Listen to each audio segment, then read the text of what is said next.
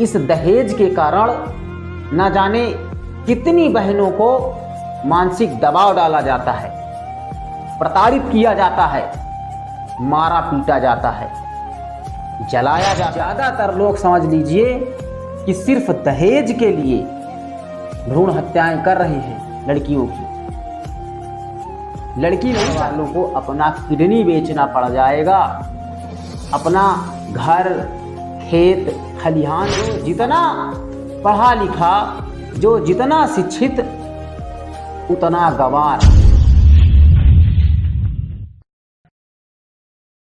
हमारा समाज जितना शिक्षित होता जा रहा है, उतना ही दहेज की मांग बढ़ती जा रही है। सच कह रहा हूं ना। हमारा ये जो समाज है, जितना शिक्षित हो रहा है, उतना ही दहेज की मांग बढ़ती जा रही है। जो लोग कहते हैं कि समाज को शिक्षित करो, समाज जितना शिक्षित होगा, दहेज की मांग उतनी ही कम होगी। आपने सुना भी होगा, और हो सकता है कि जो आप वीडियो देख रहे हैं मेरा, आप खुद कहते हो कि ये समाज जितना शिक्षित होगा, दहेज की मांग उतनी ही कम होगी। हम कैसे मान लें? बोलो, हम कैसे मान लें कि समाज को हम शिक्षित कर रहे हैं और ये समाज दहेज नहीं लेगा? आंकड़े आप जानते हैं कि बस हवाई मार रहे हैं। आज का टाइम बता रहा हूं मैं, 2023 का, और ये 24 लगने वाला है। जो अनपढ़ है और बेरोजगार है, कम से कम 4 लाख रुपए की शादी होती है और एक बाइक की मांग होती है। और जो पढ़ा लिखा बेरोजगार है, कम से कम 6 लाख रुपए और एक अपाची या पल्सर बाइक की मांग होती है। और अगर लड़का प्राइवेट जॉब कर रहा है किसी कंपनी में, तो 10 लाख रुपए और एक कार की मांग होती है।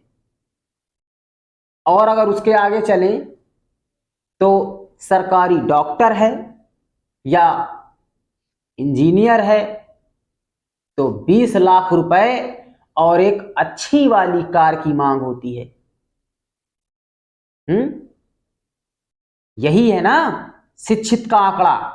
और उसके आगे चलो, और अगर आईएएस है या पीसीएस है, कोई अधिकारी रैंक की अगर नौकरी है, तो घर वालों को अपना किडनी बेचना पड़ जाएगा, अपना घर, खेत, खलिहान सब बेचना पड़ जाएगा, तब उसकी कहीं शादी होगी।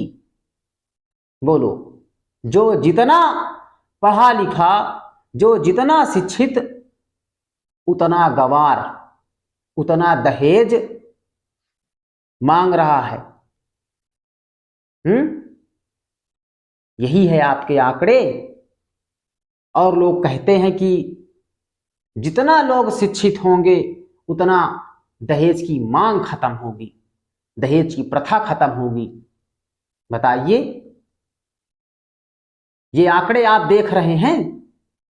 या तो जो दहेज लेते हैं वो शिक्षित नहीं है, या तो जो लोग कहते हैं कि समाज को शिक्षित करो, दहेज प्रथा खत्म होगी, वो झूठे हैं, वो झूठ बोलते हैं। कितनी शर्म की बात है, कितनी शर्म की बात है। हम इतने समझदार होके भी बेहुदा वाले काम करते हैं, बेहुदा वाले काम। इस प्रथा को अगर हम नहीं रोकेंगे तो कौन रोकेगा? बोलो। अगर इस प्रथा को हम लोग सब एकजुट होके नहीं रोकेंगे तो कौन रोकेगा? इस दहेज के कारण न जाने कितनी बहनों को मानसिक दबाव डाला जाता है, प्रताड़ित किया जाता है, मारा पीटा जाता है, जलाया जाता है, या तो तलाक दे देते हैं या उसे जान से मार देते हैं। यही होता है ना दहेज के कारण।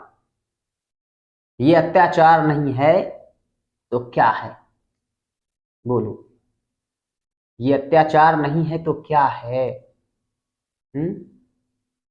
हम जानते सब कुछ हैं, सब कुछ, लेकिन हम दहेज लेने से मानते नहीं हैं।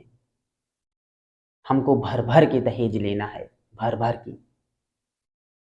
हमको एकजुट होकर आवाज उठानी पड़ेगी। हमको कोई धरना प्रदर्शन नहीं करना है। हम आपको कोई धरना प्रदर्शन के लिए नहीं बोल रहे हैं। आपको तो बस अपना अपना घर संभाल लेना है, बस सिर्फ अपना अपना घर संभाल लो, ये दहेज प्रथा खत्म हो जाएगी बिल्कुल से। जो भी आपके घर रिश्ता लेकर आए, चाहे लड़का वाला या लड़की वाला, उससे सिर्फ इतना कहना है कि देखो भाई, हम अपने बेटे की शादी कर रहे हैं, हमें दहेज नहीं चाहिए, हम दहेज के भूखे नहीं हैं, और हम अपनी बिटिया की शादी भी वहां करेंगे जहां दहेज ना ले कोई। बोलिए आप क्या कहते हैं? तो वो आपको समझेगा कि हाँ यार, व्यक्ति में तो कुछ दम है। पहले आप तो दहेज लेना छोड़िए। अगर आप अपने बेटे की शादी कर रहे हैं तो दहेज मत लीजिए। जब आपको लोग देखेंगे कि हाँ, फलाने ने दहेज नहीं लिया, फलाने बहुत अच्छा व्यक्ति है, तो वो आपके बेटी की शादी में भी दहेज नहीं लेंगे और आप उससे कह पाएंगे कि हाँ, मैंने अपनी बेटे के शादी में दहेज नहीं लिया। इससे पता है क्या होगा? बहुत कुछ होगा। ये छोटे छोटे काम जो हम कर रहे हैं, इससे बहुत बड़ा काम होगा। पहली बात, अगर ये चल गया ना, तो जितनी भी भ्रूण हत्याएं हो रही हैं, लोग भ्रूण हत्याएं कर रहे हैं, वो कुछ हद तक तो बंद हो जाएगा ना। ज्यादातर लोग समझ लीजिए कि सिर्फ दहेज के लिए भ्रूण हत्याएं कर रहे हैं लड़कियों की।